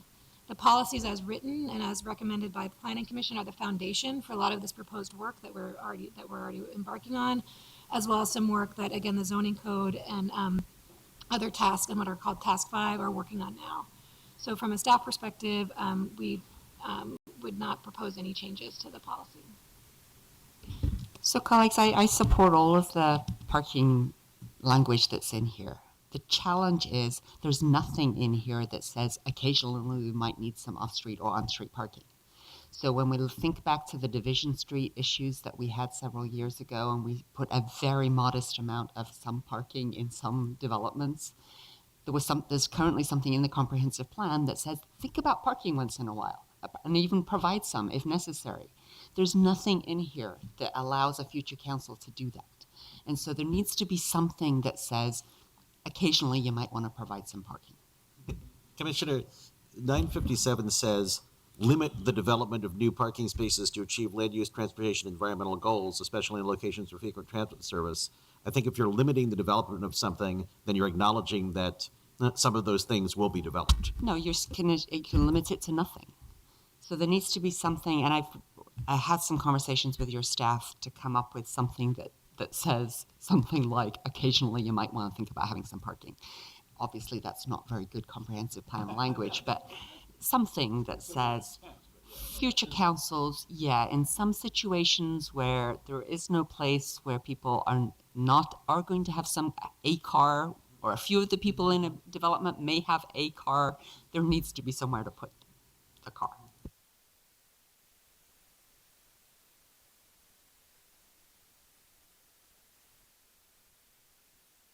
Understanding is that staff is working on something. I had proposed some language which they don't like, that's fine. I'm not particularly wedded to it. I just want something in there that says something along the line with the underlying value that I just stated. I mean, the comprehensive plan is supposed to have some balancing requirements in it, so some principles of values so that future councils can make that choice. If everything says limit, prohibit, restrict, it's going to be really hard for somebody in one of our seats to say, no, really, this is beyond reasonable and we need to have a little bit of parking.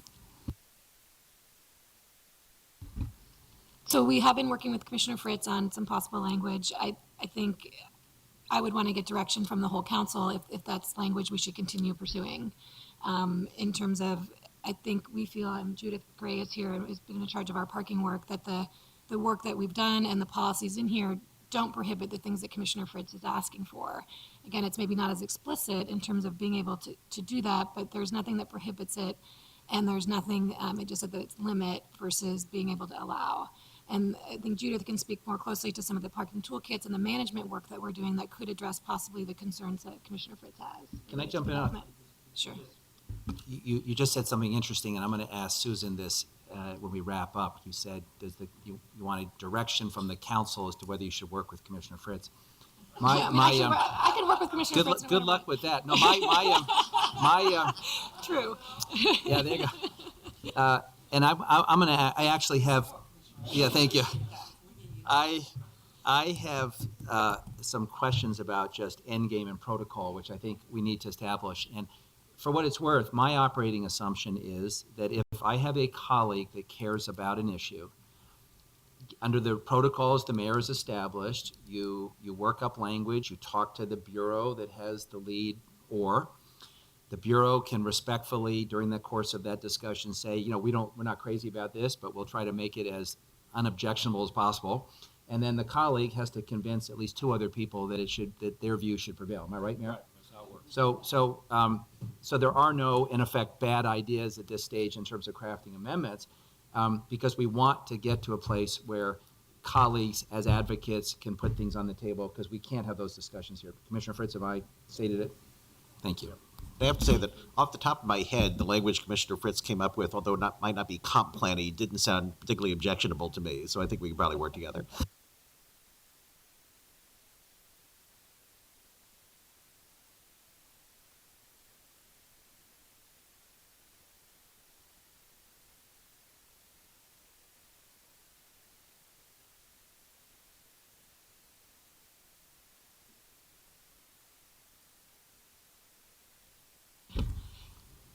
So the parking policy options are adopt the PSC recommended version or change policy to increase emphasis on provision of more off-street parking as requested by some testimony and Commissioner Fritz. And so we will continue to work with Commissioner Fritz on some of that language to bring to you as a part of the amendment package in March.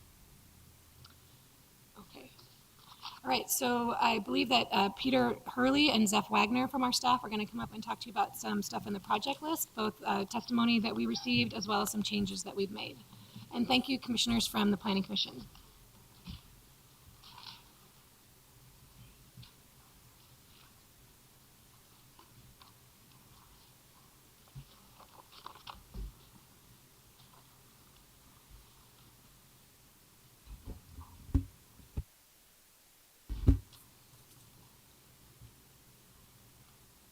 Good morning, commissioners. I'm Peter Hurley, a senior planner with PBOT. I'm here with my colleague Zeph Wagner to give you an overview and answer any questions about the Transportation System Plan project list and the financial plan as well. Commissioner Fish made the point that our current system is strained with traffic. We know that, and it is a significant issue. Director Treat referenced the trip gap. We've done some work as part of our Transportation System Plan development, working with both the Bureau of Planning and Sustainability and Metro on modeling. And one of the things that we've discovered is that if we attempt to accommodate the 120,000 new jobs and 260,000 new residents over the next 20 years by 2035, that we would add 538,000 additional trips every day to the current system. Our system can't handle that. So the challenge is, how are we going to reduce those potential additional trips? The transportation system plan that is before you, along with the land use changes that are recommended as part of the comprehensive plan, and additional policy improvements, including transportation demand management, can close about 90% of that gap, taking it down to about 63,000 trips that we would still have. So we can close about 88% of that gap with the investments that are part of the transportation system plan, plus the land use changes to reduce the length of trips and encourage more walking and biking, and some transportation demand management policies that encourage people to walk, bike, and take transit more, to use those investments that we're making over the next 20 years. So we can get pretty close. We are actually working on the last 63,000 to finish closing that gap so that we are able to accommodate the job growth and the population growth over the next 20 years while maintaining mobility for those essential trips, the transit trips, the freight trips, the trips that, as council members pointed out, sometimes people have no other choices those are the driving trips that we wish to accommodate while improving people's options for taking other trips. So the project list that you have before you is the result of a fairly extensive effort to analyze each project to determine how much it contributes to each of the outcomes that you have identified in previous plans that are priorities for us: our economic, our environmental, and our equity goals. We also publicly reviewed the project list fairly extensively and gave additional points to projects that received public support. That was a recommendation from Commissioner Novick that we actually include in the scoring of the projects that had higher levels of public support. So that was a key component in our initial recommendations. In response to public testimony to council in December and January, Zeph, would you please hand out that list? We have a slightly updated project list that reflects, yes, there's one change, one minor change in there.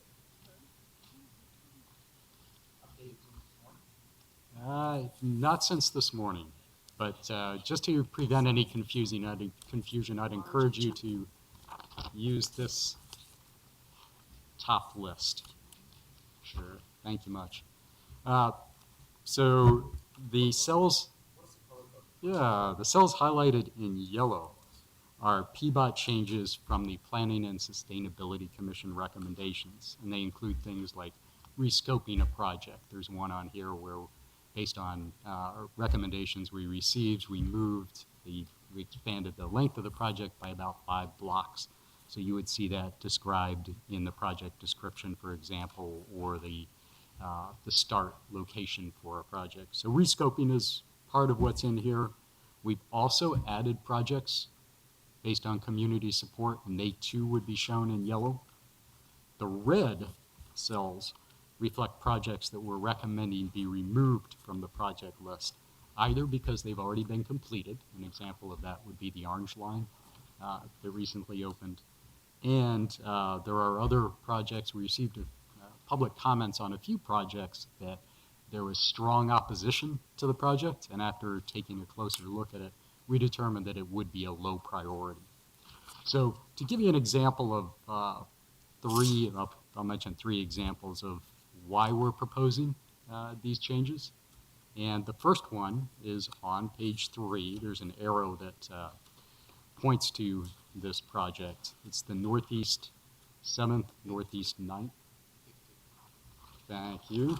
At the bottom of page 2, the Northeast 7th, Northeast 9th Bikeway project. It's number 401116.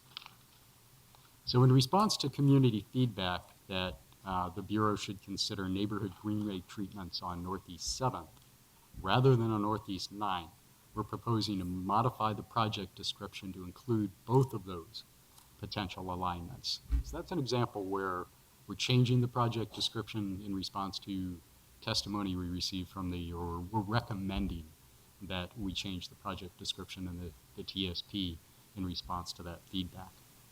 On the following page, you'll see another arrow that points to the Thorburn Gillum Safety Improvement Project.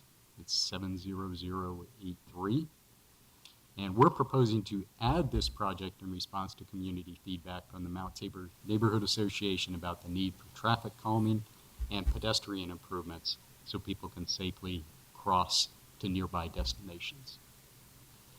The next project that I'd like to highlight is on the following page, page 4.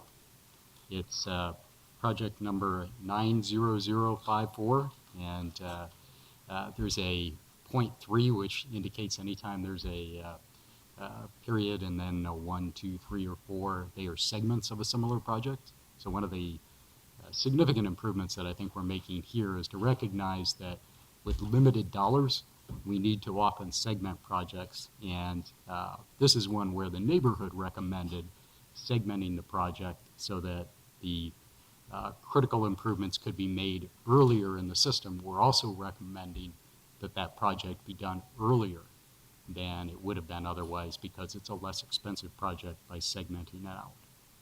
So we're also at the very beginning proposing to shift the scope of two of our citywide programs. We recognize that often relatively small projects, a $30,000 or a $50,000 project, can be quite cost effective. So we're recommending the creation of citywide programs. There are two at the outset that we're suggesting some additional flexibility in those, and those include the pedestrian network completion program and the alternative street design program. Those are examples. I've given you a lot, so I'll pause here and see if you have questions. So I have, thank you, I have three questions, and I'm going to use the original map, the original list, which I think is still valid except for one change. So I did a quick scan, and I found outside of the two citywide projects that are on page 1 at the top, I found one project that was east of 82nd. So why is that? I think it reflects the fact that we worked very closely with East Portland Neighborhood Organization and advocates in East Portland, as well as the Planning and Sustainability Commission. With our original list, we have a very, very extensive set of improvements, bicycle improvements, pedestrian improvements, access to transit improvements, in part because we are, along with TriMet, recommending 3 additional bus lines in East Portland. So I believe that the original list, including the strengthening amendments that the Planning and Sustainability Commission made to look at transformative transit projects in East Portland, as well as closer in the inner ring, reflect the fact that that original list is very strong. So they're on the constrained list already? Yes. In fact, the vast, vast majority, over 90% of the projects that were recommended as part of, in our discussions with the organization, are on the constrained list, which is What does that mean? the constrained list is more likely to be funded in the next 20 years. The unconstrained list are projects that are important, but given our financial forecast, we're less likely to be able to fund those. So just to state the obvious, this is a list of amendments to the project list, not the project list itself. The second question is, there's 2 pots of money here. There's the 2 citywide items on page 1, which total 80 million. And since they're citywide, presumably the equity lens as to how you would propose to allocate them answers my question a little bit about, how much of this is going to underserved areas like East Side. But the other category, second biggest category, is the 3 streetcar programs. Hollywood, Montgomery Park,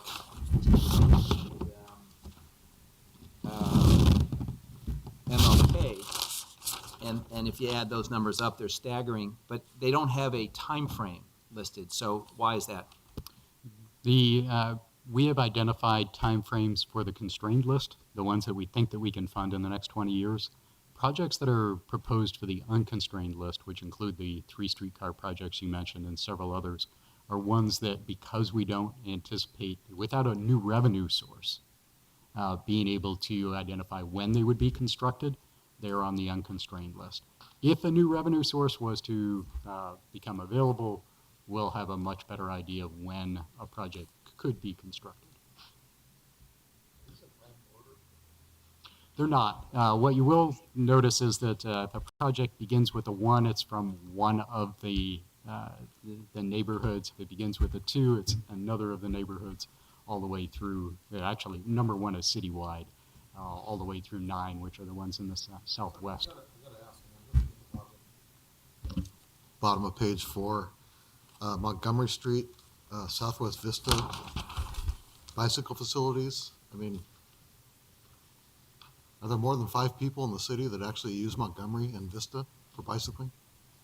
I mean, that's like you got to be, a mountain climber. We've actually received a lot of testimony from people in Southwest Portland that although most people use Barber or Terwilliger, a lot of people, especially if they work in the west part of downtown or Goose Hollow, that kind of area, they do find Montgomery to be a good alternative. It does require climbing, and I think anybody who is a cyclist in Southwest Portland has already made that decision to do a lot of climbing. but it's still very important, and that was identified as an alternative to staying on Vista, which is a higher traffic street, and using Montgomery instead. And this amendment was to identify one section of that that's a little more important, a critical link to fund that in a nearer time frame. As someone who used to bike to work occasionally from Southwest Portland, it may be that people will choose one route coming in and another one going home. Colleagues, I'd actually like to lowlight one of these amendments because it's something that galls me. 6012, this seismic retrofit of the Kittredge Bridge has moved from the constrained to the unconstrained list. The reason for that is that there's a much higher cost estimate that was originally identified, and something's on the unconstrained list if we don't see where the money is going to come from for it. This is the bridge that connects to our petroleum tanks. It's a critical piece of our infrastructure. And so it's an extremely important project, but it's something that we're going to need to ask Salem to allocate specific money for.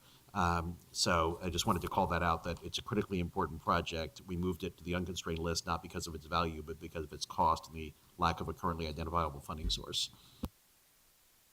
So the mayor and I had some discussions about adding streetcar extensions, and I noticed that you have the Northwest, the MLK, and the Sandy suggestions that we had made. I'm not seeing Foster Road, and I would like to see Foster Road added as an aspirational streetcar line. It's on the map, right? It's on the streetcar system map. It would be nice to have a project number and an estimated cost. Very good. Other questions at this point? I would like to note that the Columbia River Crossing project still is on the project list in part, or in large part, because the regional transportation plan still contains the project. Since our transportation system plan must be consistent with the regional plan, we're proposing that we await the result of the 2018 RTP Regional Transportation Plan update to bring back a recommendation on the disposition of that project at that point. Sort of a vestigial item like an appendix, right? Colleagues, I will say the other night I was at the port dinner with Commissioner Fritz, and I was sitting with the Mayor Pro Tem of Vancouver. So under their form of government, they elect essentially the President of the Council.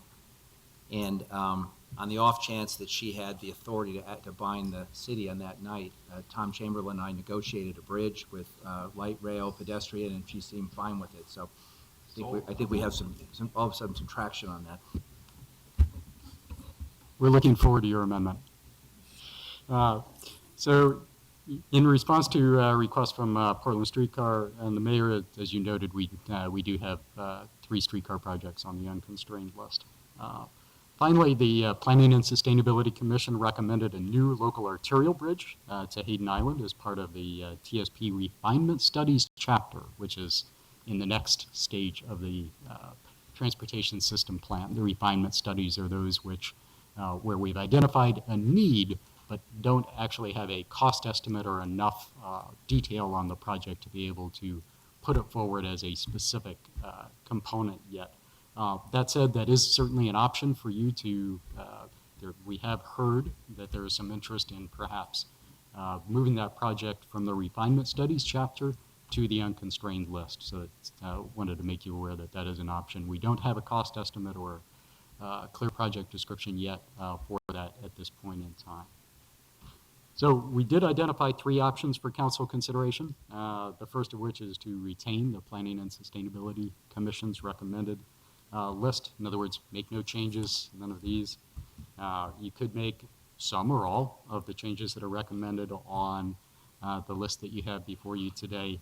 And I would also like to, as I just mentioned, the Hayden Island project that is not listed in here as an unconstrained project at this point in time because it is in our recommended refinement studies chapter.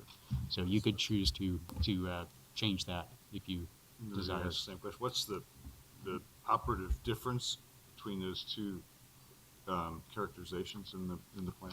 So a lot of times we'll identify a need where there is, we know that at some point in time we will either need a project or some other way of addressing the need, and in this case it's local access to Hayden Island.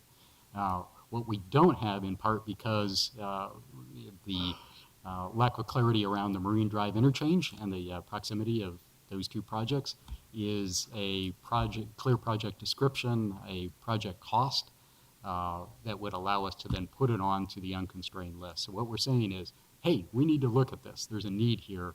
Let's do some additional analysis, some additional study, work with, in this case, the Oregon Department of Transportation because of their facilities in that area, and then come up with a recommended project that could go on either the constrained or the unconstrained list. So it's like the pre-list stage. Well, but we're doing the comp plan now, so let me ask the question in an even more simplistic way, and that is, what harm would be done by putting it on the unconstrained list now? I don't think there would be harm done. It's a matter of putting a big asterisk there that the cost and the scope could change quite a bit as a result of further project development in the area. Yeah, okay, well, for other council members' benefit, the reason that I've been having this discussion is that there may come a time in which the property owners on Hayden Island have a sufficient incentive to participate in an LID to build a bridge. If we zone the property correctly, i.e. the way the Hayden Island Neighborhood Network suggested that it be zoned, which is for much more than strip malls on the west end of East Hayden Island. Not that the city will be necessarily in a position to build that bridge anytime soon, but if waterfront property with a higher zoning designation turns out to be worth investing in, somebody might say, I'll build that bridge. And we want to have the city in a position so that they can do that. Just one other question. So the Sullivan's Gulch Trail pieces, they're in yellow, so you've added this. 40118.1.2.3 and 40119. So I think it's self-evident. I just want to be clear. The biggest challenge with Sullivan's Gulch at the end of the day is going to be working out an agreement with the railroads as we get, sort of particularly when we're west of 42nd. These look like the kinds of improvements we can make that are more related to 205 and access. And but it looks we still have to crack the nut of how we get the approval, right, to run the trail next to the rail. In some of those cases, yes. You'll notice that the changes that we're proposing here reflect the fact that in at least one of the segments that there isn't a need to negotiate with the railroad, that the right-of-way is public right-of-way, and therefore the project that segment could perhaps That's move the further forward. east. Yes. But I'm glad it's on the list because I mean, it is, with all of the focus now on these trails, North Portland, out in my neighborhood, if we can't connect 205 to downtown along the Banfield, we've just missed the motherlode of opportunity, and we take a lot of traffic off of dangerous streets in the process. Plus, we probably leverage a lot of development, bike-friendly development along that as well. So I'm glad it's on the list.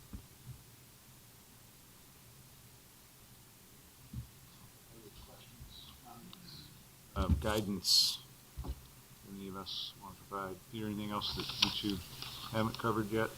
Nothing at this point in time. Thank you for your feedback. Yeah, this is good. Good work. Okay, and then before we close, I know Commissioner Fish had some more questions for Susan. Susan, So we put you thanks, back on the hot seat. Julia and team.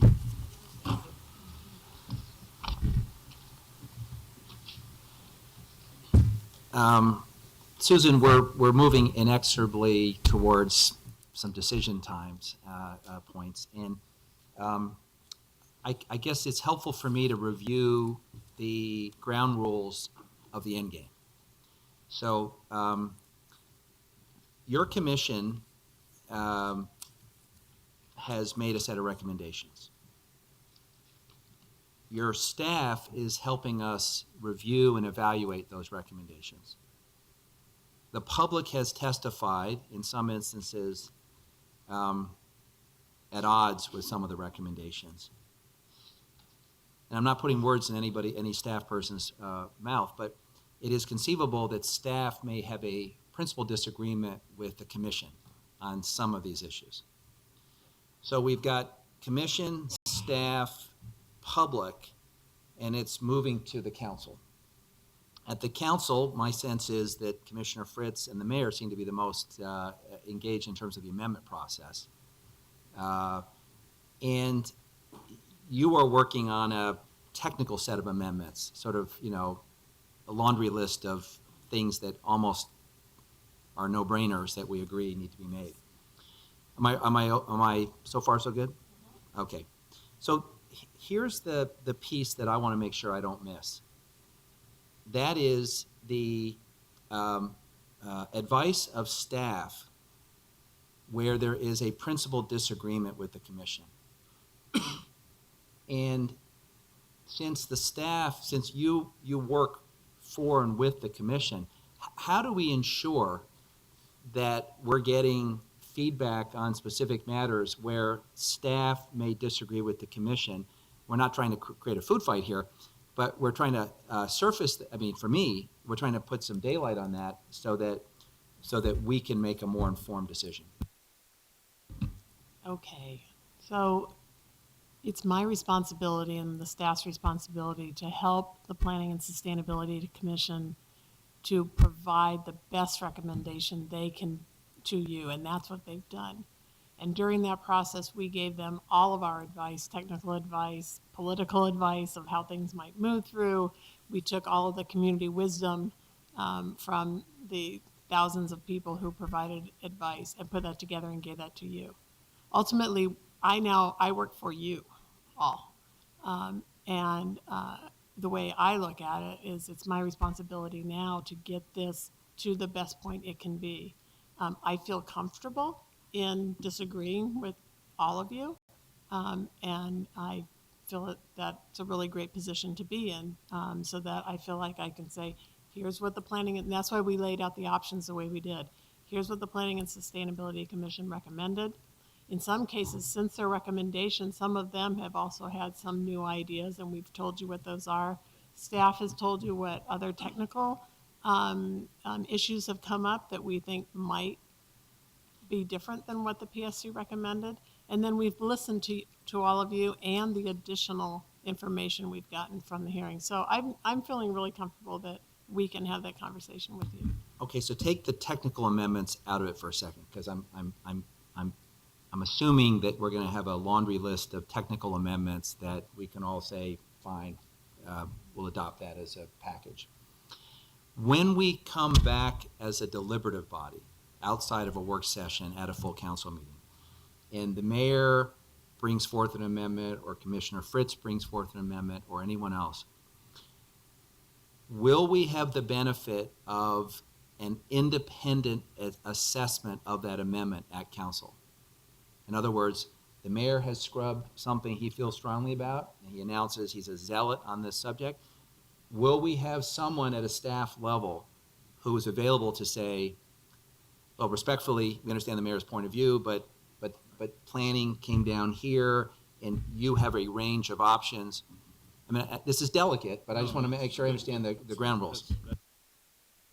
That's my job, and I feel comfortable and actually grateful that I have a boss who won't care, I don't think, if I disagree with them. Well, he will be keeping a list. Now, He will. Maybe that's fine. At some point, you'll be testing the outer limits of his patience. I think a lot of these issues are going to come down to there is a technical answer which we will look at and say, here's what we think is the right answer. There may be community reasons why you want to go a different direction. And so I want to be able to put out for you from our best advice, which is a mix of the community wisdom and the technical sort of how streets work, how land use works, and put that choice in front of you. Ultimately, though, when I went to planning school some 30 years ago, it was about putting the best options on the plate for the decision maker. And so, that said, I feel I get to go a little further and give my best advice. And I guess because this is so complicated and there's so many moving pieces, I go back to a couple of recent planning exercises we've done as a council in the last couple of years where literally we were given handouts like this with 3 boxes that prompted the various options we had, and then and I just want to make sure, particularly on the policy questions, that we've established a set of ground rules where there is a robust daylighting of the competing interests and issues, with a capable advocate on the council and the other members of the council able to be brought along. I think you have two tools that will help do that. One is using the kind of a framework with the checklists and all that to help you make good decisions in a way that makes sense.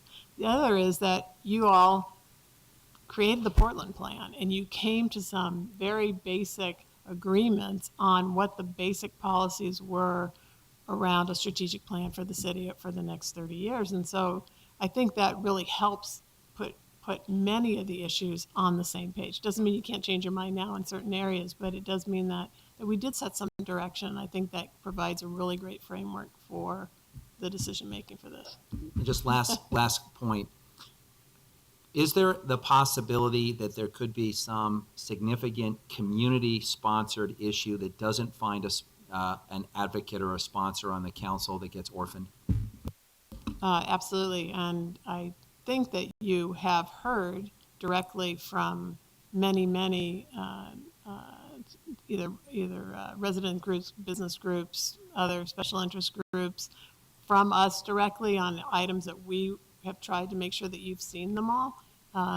We are trying to make sure that you know that those items exist, and we've met with your staff in generally weekly over the past few months to make sure that those are all out there. If none of the 5 of you pick one of those up, then those items obviously will be left on the table.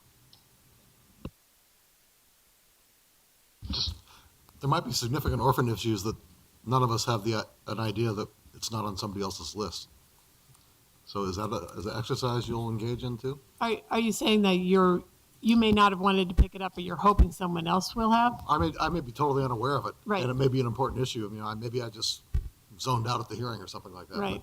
But it's an important issue, and none of us, it hasn't made it onto any of our list. Can we count on you to sort of flag what you consider to be significant orphan issues? Yes. Community will too, right? Yeah, right.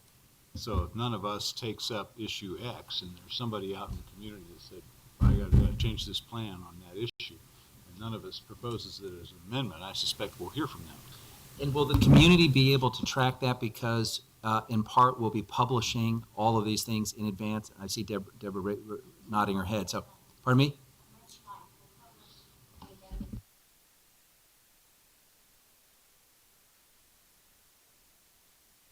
And when is the last hearing that someone could raise an issue that was orphaned that we didn't have on anyone's bucket list?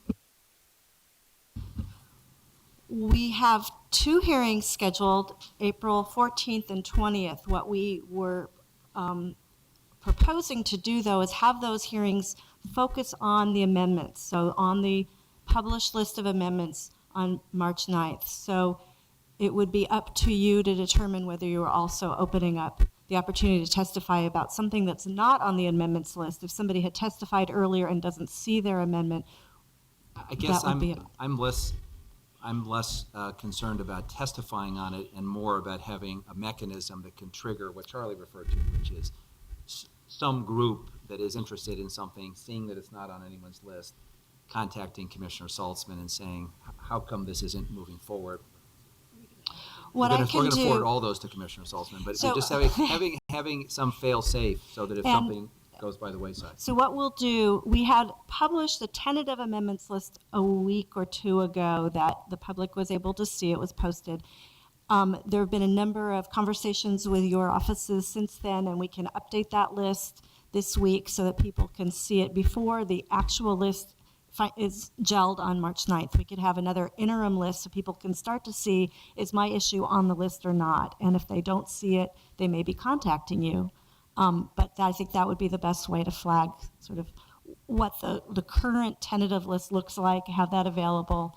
And we can probably get that up today or tomorrow so that people can start to see whether their issue is on the list or not, on one of your lists. And the way it's structured is there's a list for each of you for what you have already flagged for us as your amendments. But until March 9th, it's not final. Is that workable as far as everybody's concerned?